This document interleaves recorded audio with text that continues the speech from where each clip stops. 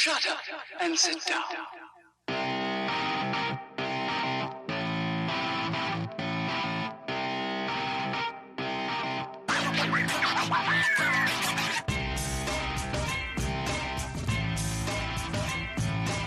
Welcome to the Bricks King podcast, where I'm going to bend your ear about Lego, review those amazing bricks of plastic, and discuss what is new and up and coming around the Lego world. I'm your Minifigure host, Matt. Let's build on it. Welcome in, everybody. How are we doing today? Today, we've got the latest, the greatest Lego Icon set. It's the roller coaster, the loop coaster. And we're going to talk about all its gloriness. I'm going to try and do my best, but it is a behemoth. So let's go ahead and get into it. The first thing that you need to know is you're going to need to dedicate some funds to this. It is currently available. It's available in the US and Canada, all over the world right now as well. It retails for 400 US and 400 Euro. It has 3,756 pieces. That's a lot. And when you get into building it, you're like, oh my God, that's a lot. Especially when you have to put the chain together. It is one of those mind-numbing tasks that has to be done. It just has to get done. But the cool thing is, when it's all said and done, you have one of the most impressive coasters, most impressive sets that honestly, this for me, this takes it to a whole nother level over the regular coaster that came out, what is it now, 4 years ago, something around that time, pushes it to a whole nother stinking level. So let's start talking a little bit about the build. The build was something that I honestly didn't quite expect. Now, what I mean by that is simply the fact that there's so much that went into the build. There are little nuances that I did not see coming. Now, you have a whole bunch of different things, moving pieces, structure pieces, to be able to get this thing. New parts as well. Obviously, there's new coaster track pieces because the coaster loop pieces are semi-angled. So instead of them being 100% around, where you can, take four of them and can connect them, you take four of them and you get an off-centered loop, which, again, Lego math. It's incredible. One of the things I found most fascinating is how they attach, or lack thereof, essentially, how they attach the entire tower and the structure, the framing to the base plate, because you would think, oh, it's just a stud connection. It's not. It is essentially just sitting on top of plates and bricks, and there is not a stud connection. There's a pin connection on the side, on the legs, on the inside and the outside of the upward struts. But that's it. There is no clutch power going on here, because if clutch powers. Anyway, there is nothing like that, because if you really stop and think about it, how would you be able to get that to be solid enough? Well, you can't. Now, there is another reason I think that they did that, and it makes things a little bit easier, a little bit more secure. But at the same time, I think how it's kind of offset from the regular plates, it was definitely going to be something that was needed. Now, this structure itself is massive. It's a little bit repetitive when you go through it and build that part of it. You're kind of like, oh, I already know it's coming. And you do. With the number of times that you build these segments, you already know what is coming. You already know that you're going to put this on the bottom. You're going to put this on the top. You know how these plates are going to connect to these plates. Bada bing, bada boom, you're done.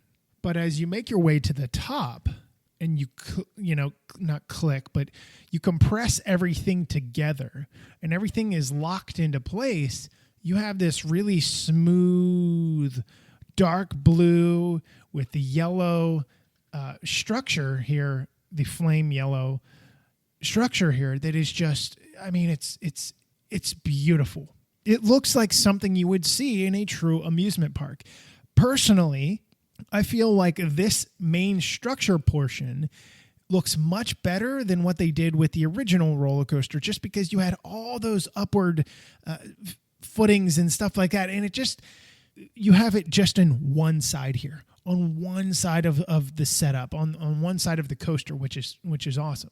Now, you do have the Loop logo that is up at the top here. And as you get to the top, there is let me start back at the bottom. So this is where your carriage mechanism comes into play. Again, like I said, you have your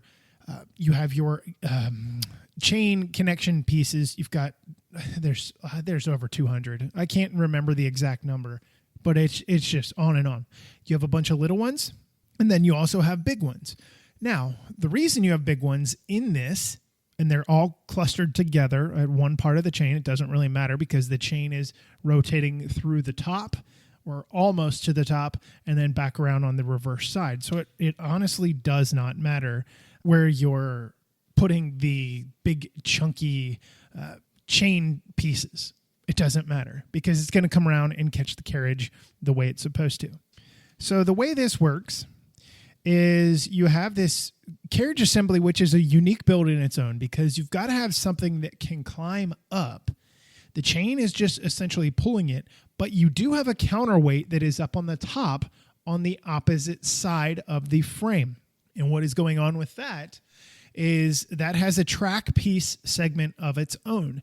And it's just as heavier, brick built weight that's attached via a very, very long string to the opposite side of the carriage. So when you crank this thing up, and I don't really want to crank this thing up right now, but when you crank this thing up, let me crank it up.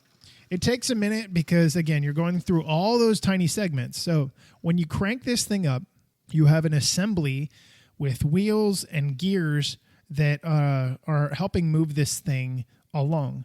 You can, again, hook it up to a Technic motor if you are not a Technic motor, a powered up motor. You could do that as well, but it's got a gear train that is down in there, and all that is doing is driving this up, right? And I'm passing the loop part right now.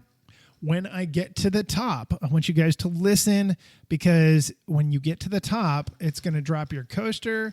And you might be able to hear some clicking.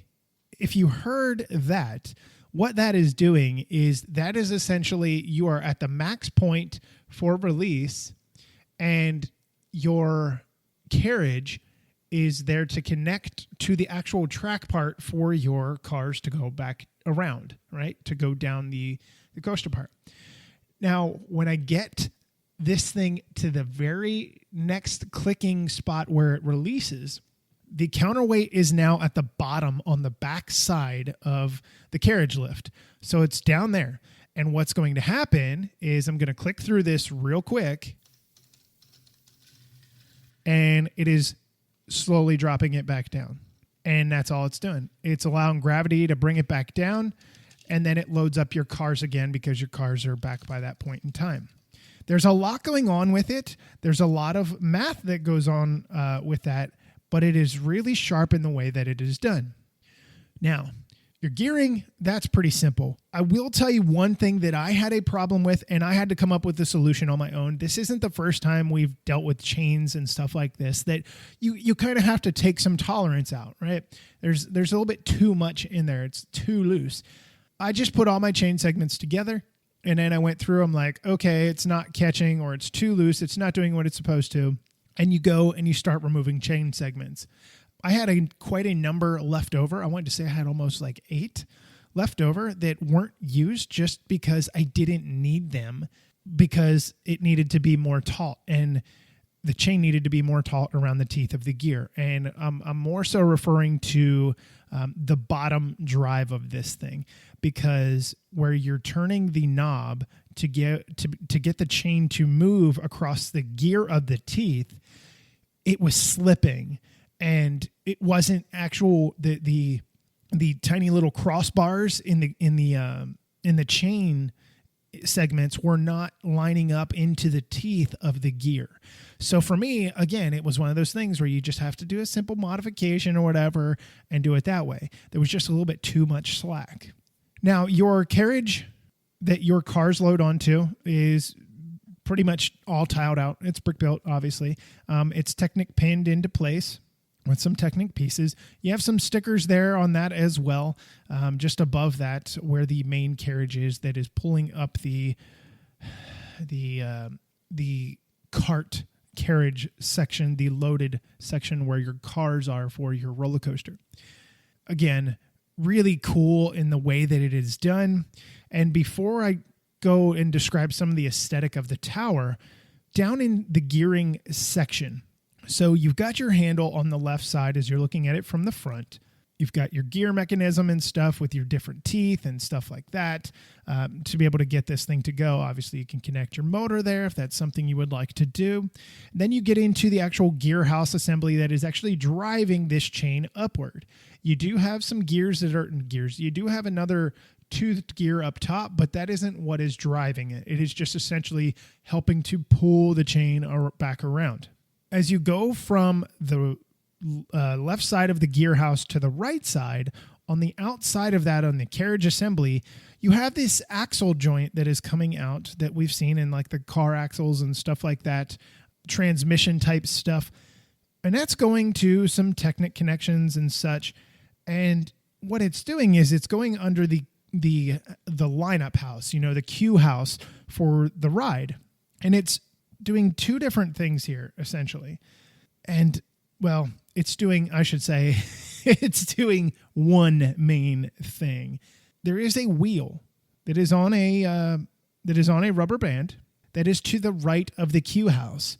And when your roller coaster cars come back around from their awesome ride, they get caught on the wheel there because it is being held there by a rubber band.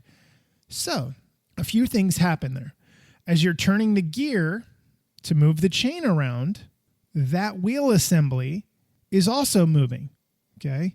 It is driven as well. And what that does is it does stop the cars, but it also, when you turn it, when it is cranked, it is cranking your cars forward for your passengers to load. It then hits a red build-up piece here that is sticking up in the center of the track that stops your cars. Now, when your carriage assembly comes down, it is hitting another Technic piece here.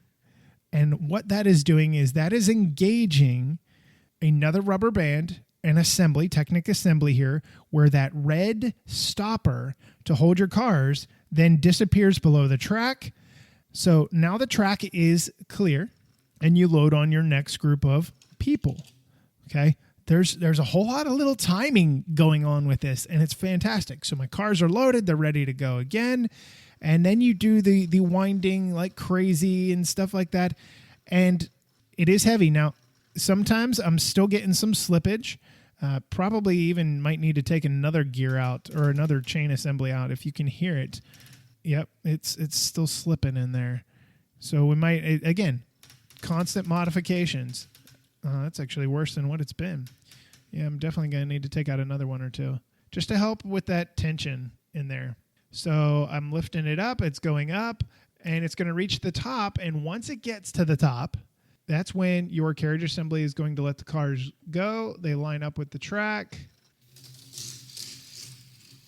And then we're back to the wheel assembly. I don't know how loud that was, how clear it was. Definitely not something that's going to be super loud, but that's how it works. And it's a really cool way that it is done. It's something that, honestly, I'm really impressed with the Lego math. I'm gonna drop this carriage down here. Got a little bit of stickage going on here. But that's how it works. Gets to the top, it goes down through the track and such. And if you can imagine the massive drop, it would be awesome because it is straight down. And then you hit the double loops and then curl back around and stuff. Now, the tower itself, there's a lot of tiling all over this thing, but there's a lot of tiling where the chain assembly is right in there. It is grooved on the back, to kind of help facilitate, I guess, the chain staying in a semi-tracked a groove so that it doesn't, constantly swinging back and forth or whatever. But again, you can fix that by removing a few segments. I love the triangular tiles here and the two different colors here, the two different azure colors. You have the lighter and then you have like a medium. I think it's medium. Anyway, it looks really, really sharp in the way that is done. Your track pieces, that flamish, orangish, yellow color is awesome. So when you come down, your assemblies as well that hold up your track segments are all attached, just like they did with the past roller coaster, clipped into place. They're locked into place with some studs and things like that. And then they also have for like the supported upright sections of the loop, you need something there to help keep some pressure, keep some tension, and just rigidity in general. And there's some brick-built, stanchions that stick up at angles here that attach to the bottom side, the underneath side, the anti-stud side of the track segments so that you have that rigidity there so it doesn't move. Real simple. Not anything crazy or wild. It's just something simple, but it looks awesome. The aesthetic is really good in the way that it looks like a real roller coaster, something that I've ridden many, many times. So as your track comes around and you go through your second loop, you empty out and you have a slight upward left curve, and then you kind of level off, and then you come down left again, and then right back into the wheelhouse before you're angled back into the Q house and back into the carriage system. It's a really cool build in the way that is done. Really, really fun build. Very aesthetically pleasing, very technically pleasing. And there are times where you just have to make sure you are super focused on what you're doing so you don't screw something up. Because the last thing you want to do is have something together and have to go back 100 steps because you forgot something crucial. So take your time. I didn't have the problem. I'm just saying, take your time. So let's talk about some of the aesthetic stuff, some of the stuff that make up a roller coaster, its wheelhouse and stuff like that. And also just the looks and the feel, the excitement and things. They use track pieces for the roof of the Q house. When I say Q house, where you're lining up, they use tile pieces as well above there to give it kind of a step down look, like shingling almost. They're very rarely completely covered. Some parks they are, some parks they're just more like of a shade structure to a certain degree. So when you get down to it, you have this nice little arch that you have built up here, some tiling on the front with some different colors. Down the sides, you have a support structure that is clipped into place, not clipped into place, ball jointed into place. And they have the trans blue and trans orange tiles here. And those are supposed to be like lights, if you think like almost like a carnival, but any theme park that, once it gets dark and the lights come on, it really looks incredible. It really looks impressive. And it just makes you want to ride and get into it that much more. So inside the Q house, you have 3 different Q lines. You have your spot for your ride operator that has a stickered computer on there to operate the ride. And then you have some monitors that are in the rear of it. I'm bent down, so if I sounded a little funny, I'm trying to get down as low as I can here because I can't tilt this thing backwards.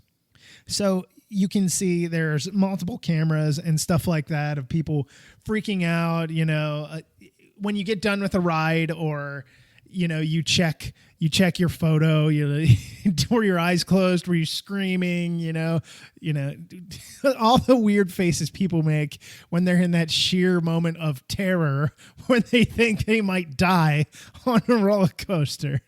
Oh my goodness. And that's something else. So when you come around the first loop, going into the second loop, there is a camera that is there. You can position the camera however you would like. Just a little brick-built camera.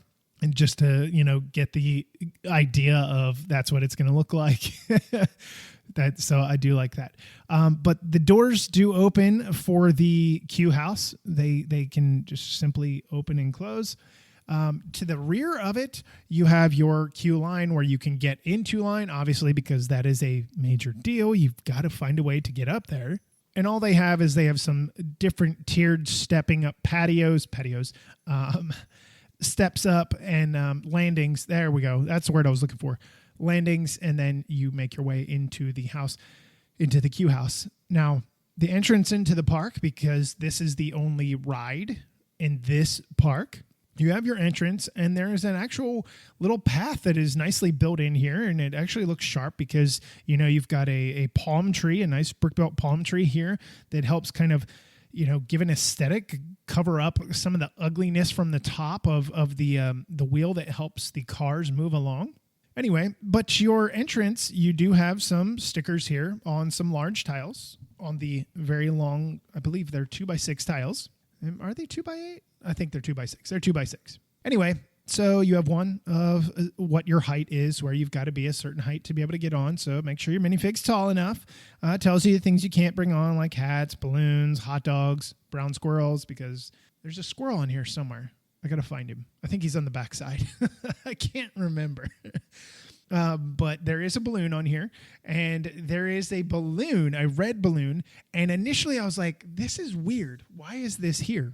So underneath the support leg for the very first loop, there is a red balloon with a white pole sticking out of it that is stuck. It is physically, literally stuck in there by that stud on the top of the balloon. But as I was going through this and looking at it, I was like, oh, I get it now. You can't have the balloon, or somebody lost their balloon. I don't know how it got over there, but it is stuck there. It's just something kind of fun and different. There are all kinds of different foliage pieces around the bottom of this thing to help decorate it, to make it not look so, bland and boring and such. And they do a really good job of just giving you just enough for what you need. So as I was saying, you've got some really great things here. It's just, it was a fun build. It was an absolute blast to play with. Still is an absolute blast to play with. And honestly, I think if you've collected any of the fairground sets to this point, you need this one. And you don't need it day one. It's beyond day one. You can get it in day 2 or day 387 because it's going to be around for a few years. They'll let you know when it's not. Lego's pretty good about that. Well, sometimes. With the bigger ones, sometimes they're better with it. But so that's the roller coaster itself. But that's not it. There are other small little builds. There's a few that you have here. There's 4 to be exact, and then you have a plethora of minifigs, which we'll get into. So let's talk about the first little set build that you have here. You have just a little brick-built brown bench. I can't believe I didn't screw that up. Say that 10 times fast. Here's my brown squirrel. I couldn't remember where he was. I thought I'd put him somewhere, maybe like up in the palm tree, but I did not. He's just chilling here. So make sure you don't take any squirrels. No squirrels are allowed on the roller coaster because that's bad. You do have another sticker here. This is giving you a layout of the park itself. You have the Ferris wheel. They have is it the merry-go-round? I think it's a merry-go-round. I can't remember what it was officially called. The roller coaster here, and then the haunted house from 2 years ago. That was the more recent one that we did have after the last roller coaster. So, a little bit of nostalgia there for some people. That's a big old sticker there that is going on. And, your bench, you can sit there, feed the squirrels. Just don't let them get on the coaster, man. You can't do it. Then we move on to the hot dog stand, and the hot dog stand is really kind of cool. For a hot dog stand, this almost feels like something I could see in Monkey Kid to a certain degree. I do like the way that it is done. I think it's really sharp looking. Anyway, so you have what is supposed to be a hot dog in a bun. The stand is actually a hot dog in a bun. It's actually ingenious, right? Anyway, so you do have that. There's a sticker on the front that says hot dogs, and, these are pretty pricey. I mean, $5 and change for just a dog in a bun, and then $9 for a dog in a bun and mustard? Get out, dude. That's insane. How? Get out. That's insanity. Anyway, so you do have that, which I like the sticker. It complements it well. You have 2 hot dogs that are cooking on the grill up here on top. You have 2 buns that are ready for placement of dogs. And then you have your hot dog. You have your ketchup and mustard containers for your hot dog. On the back side, you do have your little tongs that you're using to grab your dogs and put them in the buns and serve them up, And then you do have a little umbrella, a little white with a red topping of an umbrella. It's okay. I like it. It's a nice little build. And again, it just fits the aesthetic. And if you've collected all this kind of theme park stuff up until now, you've got plenty of cool stuff to set up a really interesting little park. So the next thing that I have here, I have this beautiful soft pretzel cart. I cannot tell y'all. I will not be here in Texas in a week. I will be at home with family in Pennsylvania, and I plan on stopping by the best soft pretzel place probably in the East Coast. I cannot wait. If I wasn't flying, if I wasn't flying, I'd probably bring a bag back, but darn it, I'm out of luck. So you do have this. It is a rolling stand. There's a pole that is in the back that you have 3 soft pretzels that are stacked up on. There's one that on the top and the front to tell you, hey, this is a soft pretzel stand. But I didn't like the way that they kind of stacked up on the pole. So that would be something I'd like to see maybe just done a little bit differently, especially if you're moving this thing around. They immediately want to fall and come loose. So it's not a big deal. It's just something small. But it's $7 for a soft pretzel, which isn't too bad. I mean, you're getting more, aren't you, than a hot dog with mustard, I would think. Anyway, so they have that little sticker on the front as well. Then we move on to every parent's worst nightmare of the park. There is a tricycled balloon animal cart here. You have 2 balloon animals, and you have 4 different colors of balloons. You have a light blue, a yellow, a red, and a lime green. And there's also a little, I guess that is supposed to be an air canister that it comes with. And there's actually a stand for the bike in the front, because without it, it is not going to sit. It is very top heavy or front heavy as well, just because of all that stuff pushing on the bike frame in the front. Anyway, so let's move on to minifigs here, because that is always the fun stuff to talk about, with the park and everything like that. It's just meant to be a lot of fun. So we have a few different characters here. Actually, we've got a lot of characters here. The first is an employee here, and she's got her little striped shirt on. I like the striping here. I like the button down. It's actually really nice. She's got some really thick, classy glasses on. I like those. No dual print on the back side, but she comes with a hat and ponytail hair with her gray legs. I'm okay with that. We've got another individual here, and I love her blue hair. This is so cool. I just love different hair colors. That's fine. For minifigs, yes. I love it. She's got some white legs. She does have a printed torso, obviously, and she's got a jacket on, so it's kind of like, well, what kind of weather is this, dude? Like, when are you going? What time of year are you going? Anyway, so she has a little light bluish jacket on, and then underneath she has some flower printing on her top with a little ribboned belt that is underneath. I like that. That's not bad. She has 2 faces. She has one where it's maybe not the most excited to be able to get on the roller coaster, just kind of like, you know what? We'll try this. We'll see what happens. And then the other one, like, this was a mistake. You can imagine her with that face on going up the chain lift, like, oh, this was a bad idea. I should have stayed home. Then you have another individual here, this older female, and she's got her gray hair. She's got a different set of glasses, but she does have 2 faces. She has a pink top on, and she's got some tan pants on. Nothing really on her top, just some, the decoration, the detail to be able to get, the hips or the abdomen area and stuff like that. Anyway, she's got 2 different faces. She's got a smirk like, I can handle this. And then she's got another one where her mouth is a little bit open. You can see her top teeth and bottom teeth like, this is not okay, but I'm kind of excited at the same time. And you've got another lady here. I love her jacket and bag that she is wearing. I guess it's not a jacket. Her arms are out. So you have a variant of people here, some of which are like, hey, so by the way, I'm, freezing my booty off here. But at the same time, this one is like, no, I don't know what's going on. She's got the big poofy bun hair in the back. I love the way that is done. I love that hair piece on so many different minifigs. And she has more of a classic face here. Not classic as in the older style faces with the 2 dots in the mouth. But she has a smiley face, a very happy smile on one side, and then an even more happier smile on the other side where her eyes are closed. She has the that lovely green that everybody loves, the sand green. She's got the sand green legs. And her top, I love it. She's got some like little frills that are going on here with it. And then she's got her bag that you can see on the back with her strap that kind of goes across her shoulders in the front. We have another dude here. This is your hot dog dude. And the hot dog dude looks really hot.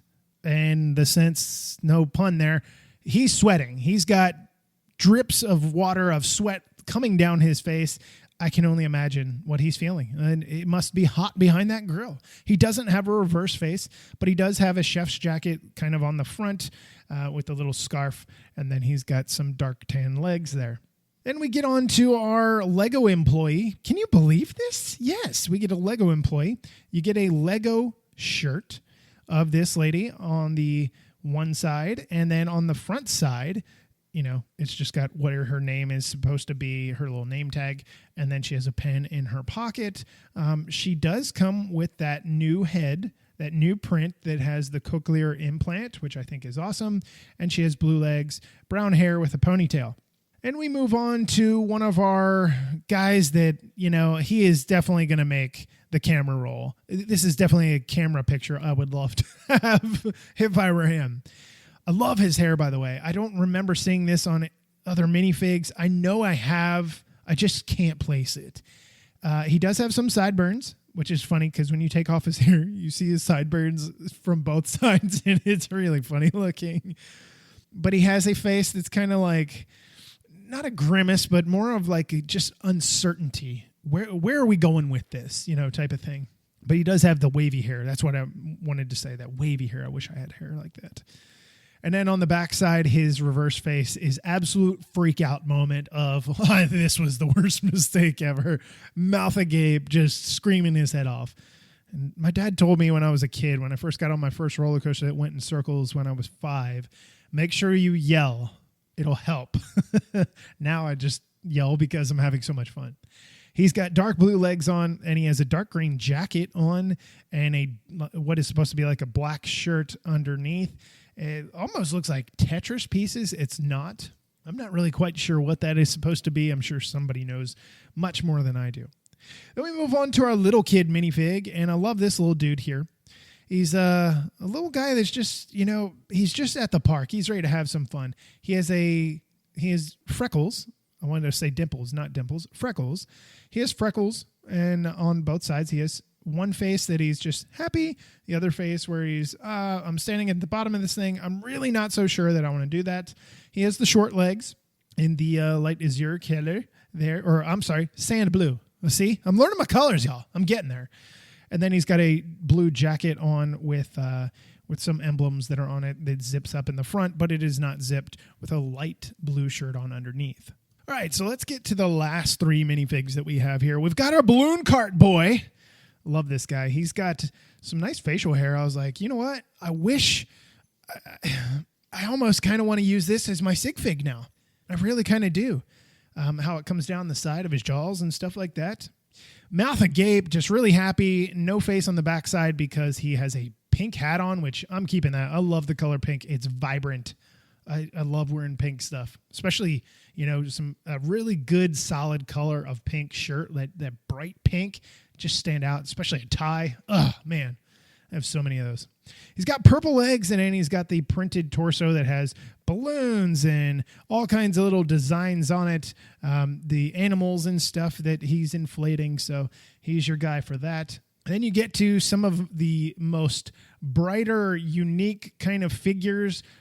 Okay, one is bright. We've talked about 2 that are bright already, but bright red hair here. Hello, I love it. Really pointy hair. I love this. And this person here, dude, she is kicking booty. She is like, I could do this. She's got a winky face on one side, and then the other side, a face that means business. Absolutely love it. She has some light blue pants on and a light blue top with a red shirt that is underneath. And there's kind of like a rainbow, not a rainbowed logo, but something that reminds me of rainbow in the sense of how the colors are paired together, where you have your blue and yellow and green, the stripe that runs diagonally across underneath her vest. I do like it, but yeah, colorful fig as far as the hair goes. Then we get into the guy with the orangish glasses, the orange lenses. I love this. This guy's like, I'm ready to roll. Let's get on this thing. I have toured the country. I've been on every roller coaster from here to Timbuktu. It's just how I hear him in my head. He's got his mutton chops. I absolutely love those on this guy. Perfect. Absolutely perfect. He doesn't have a reverse face because his sideburns and stuff like that. So, but his hair is really nice. He's got the widow's peak. I don't even have a widow's peak anymore. I'm just like, you know what? Let's shave it all off, dude. He's got blue legs. He's got like a brownish leather jacket on, which I think is kind of funny. And then it's almost like a flight jacket to a certain degree. And then he has a light blue shirt on underneath, it doesn't look bad. The printing is okay, or the coloring. It seems a little light, though, considering what it's printed on. I wish it were just a shade more, another shade of color, not a shade, another layer of color probably would have helped that much more. So those are your minifigs. Those are your little set pieces. That is your roller coaster. Now the question you have to ask yourself is, A, is it worth it? And B, do you have a place to put it? And the reason I say do you have a place to put it is because of how long it is. It's not as long as you would think, but it is very tall. It's not going to fit on a normal shelf. You're going to have a big gap in between, or it's going to have to be on a shelf all on its own somewhere, or on top of a piece of furniture somewhere all on its own. Frankly, I don't know what I'm going to do with this right now. I debated on tearing it apart because in about 2 months, our home and the new studio is supposed to be done. So I'm like, I really don't want to transport this in this condition. You could. I just made a new word there. You can, but I don't really foresee that being the case here. And there's even a way to move this thing. It shows you in the instructions where you put your hand under the one side of it, and then you grab onto the upright structure. That is how you're supposed to move it and transport it and stuff like that from one table to the other, one shelf to the next, or from one room to the other, wherever, from one car to the show, whatever. And part of me is like, all right, I guess I could do it that way. But seriously though, I think this is a solid set. I think this is an absolute genius build. I think it's a lot of fun. It's a lot of fun to play with. I've actually got my little minifig in here from Stuart Harris that I got from Brick World. He's chilling here in the roller coaster in the actual car himself, and he's just waiting to go for a ride. So you just really have to ask yourself, do I need it now? Yes or no? It's going to be around. It's not going anywhere. It may be hard to get it first, but it's not going anywhere. And then the next question you have to ask yourself is, can I afford it? When can I afford it? Maybe you want to save up for it. Maybe you want to charge it. I don't know. Maybe you want to give it as a gift. Maybe you want to get it as a gift. Maybe you're writing down on your Santa's wish list right now, roller coaster 10303 loop coaster. Most people, if you were going to give them those 5 digits, are going to be like, what? What are you talking about? But alas, that's what happens. So I hope you guys enjoyed this episode. I had a blast bringing this to you. It just took time. And it just took time. That's what it always comes down to, is time. Anyway, think about it. It may be something that you need today. Or it may be something that you may need in 18 months. Or you may not need it all. You don't really need it. You want it. You want all the things, right? So until we meet again, I'm your minifig host, Matt. Let's bout on it.